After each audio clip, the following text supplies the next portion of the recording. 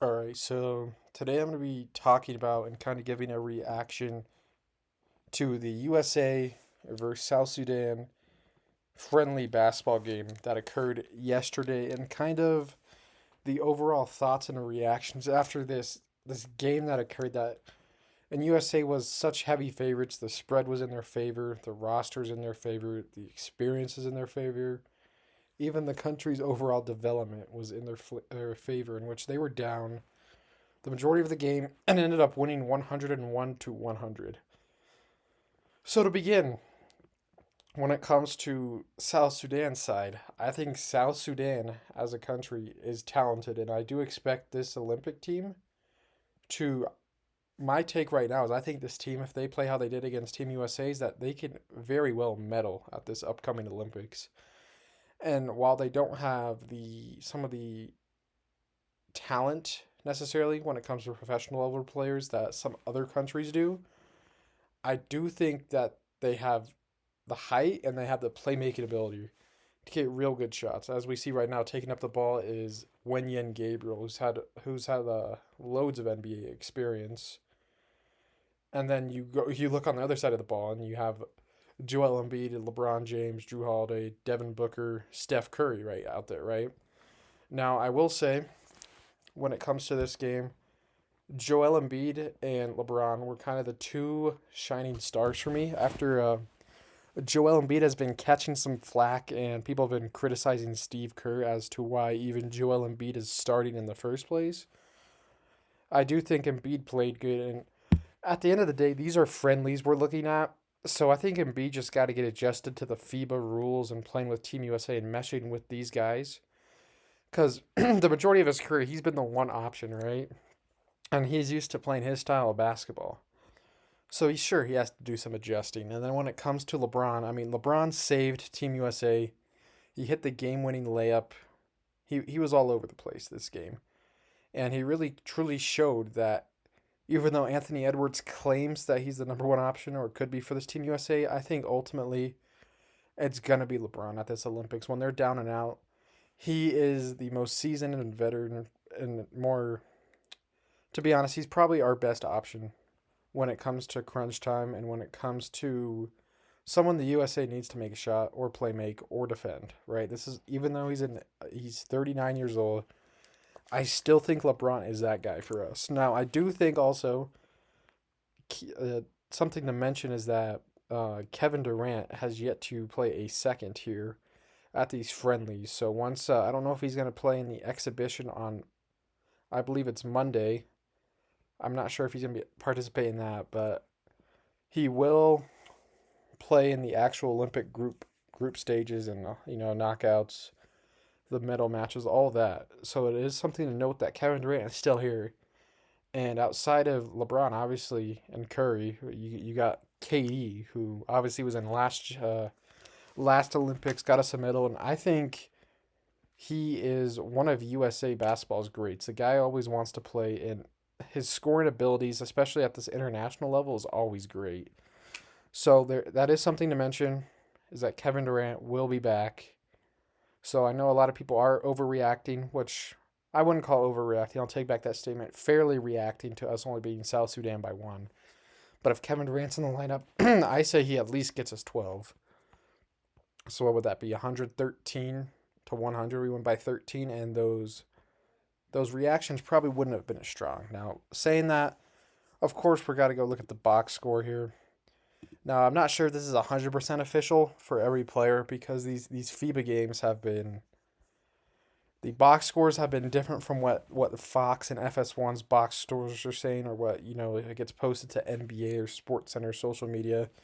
It's different, right? But what they have is Drew Holiday, 8 points, 4 rebounds, 3 assists. LeBron, 23.6 rebounds, 6 assists. Embiid, 14 7 3. Devin Booker, 5 1 1 1. Steph Curry, 12 3 2. Edwards, 11 and 1. Halliburton, 0 with what is that, rebound? Yeah, what am I doing? 9 points and 1 rebound for Tatum, 4 for Bam, and 80 with a double double. Now, I do when I say people clowning Embiid, I wouldn't mind if AD started because he has been better at playing the five. But when it comes to South Sudan, I'm sorry if I butcher some of these names, but when it comes to Mario Shayok, he has 24 points, 9 for 16, and shot 50% from three, which is insane, especially against Team USA. We go down to Wenyan Gabriel, who I mentioned, 11 points, 6 rebounds, 3 assists, and he is good. He was one of the players that I knew a lot of. I know a lot of Kentucky basketball, so I was familiar with Wenyan Gabriel. But something to notice, Carlik Jones here, if he got a triple double right in front of Team USA's face, basically 7 for 21, not the greatest shooting, but a triple double is a triple double, especially in 32 minutes of play. That is a great stat line, especially in international play, going against what the Team USA is, and that's basically an all-star team, right? But Carlik Jones, if I'm not mistaken, he used to play for the Nuggets. That is where I remember him, and I know he was also, I believe, the G League MVP maybe last year. I'm not sure if that's 100% accurate, but okay. The Mavericks and the Nuggets. Okay, so did he get this one with the Windy City Bulls? Okay, so yeah, but that was a great, and JT Thor, who's on the Hornets, I believe, still, right? He had himself a game. And JT Thor had 14, 2, and 2. Really good performance from him as well. So now we go back into the highlights. When I was watching this game, my initial reaction was kind of just like that we were going to lose this game. I know we're Team USA, but my overall reaction is that we were just going to lose the game. But Team USA being Team USA, this end of this third quarter was an insane stretch for us. We had Curry hitting insane shots, LeBron getting and one dunks. Embiid ended off the quarter, I believe, with a missed layup, but he put it back. And then LeBron kind of just took over eventually. We had some shots. Drew Holiday wasn't too good in this game, but once again, it's a friendly. We're fine.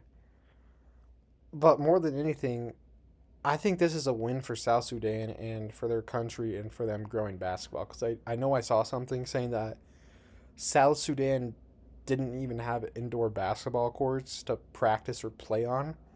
And the fact they just played this well against the best basketball team in the world is insane.